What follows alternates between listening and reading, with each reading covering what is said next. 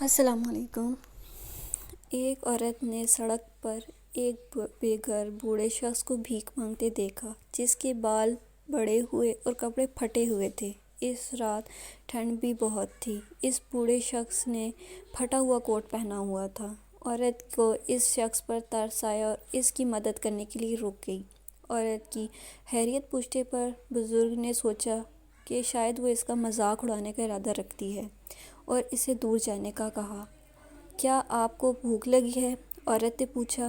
بزرگ نے ہاں میں جواب دیا۔ جیسے ہی دونوں قریب موجود ہوٹل میں داخل ہونے لگے، وہاں کے مینیجر نے انہیں داخلے سے روک دیا اور کہا یہاں بے گھر افراد کا داخلہ منع ہے۔ بوڑھا شخص جو اس رویے کا عادی تھا مایوس ہو کر واپس جانے لگا۔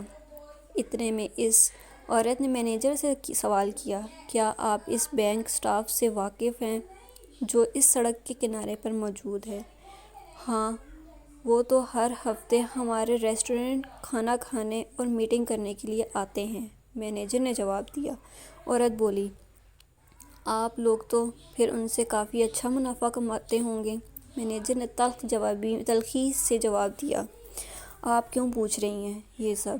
میں اس بینک کی CEO ہوں، عورت نے جواب دیا۔ مینیجر نے ایک لفظ بھی منہ سے نکالے بغیر اس کو اندر آنے کا کہہ دیا۔ CEO کے رویے کو دیکھ کر بوڑھے شخص نے حیرانی سے پوچھا، آپ نے میرے لیے یہ سب کچھ کیوں کیا؟ CEO بولی، میں بھی ایک بے گھر لڑکی تھی۔ ہمارے پاس کھانے پینے کے لیے زیادہ کچھ نہیں ہوتا تھا اور جب کبھی میری امی کچھ پیسے جمع کرتی تھی کہ ہم ریسٹورنٹ میں کھانا کھا سکیں تو ہم نے اسی طرح کے سلوک کیا جاتا تھا۔ جس دن میں بینک کی CEO بنی اور اسی دن میں نے یہ عہد کر لیا تھا کہ میں کسی بھوکے شخص کو کھانا کھلانے کا موقع ضائع نہیں کروں گی۔ ہم سب برابر کی محبت کا حقدار ہیں۔ ویڈیو پسند آنے کی صورت میں ویڈیو کو لائک کریں اور ہمارے چینل اردو بک کو سبسکرائب کریں۔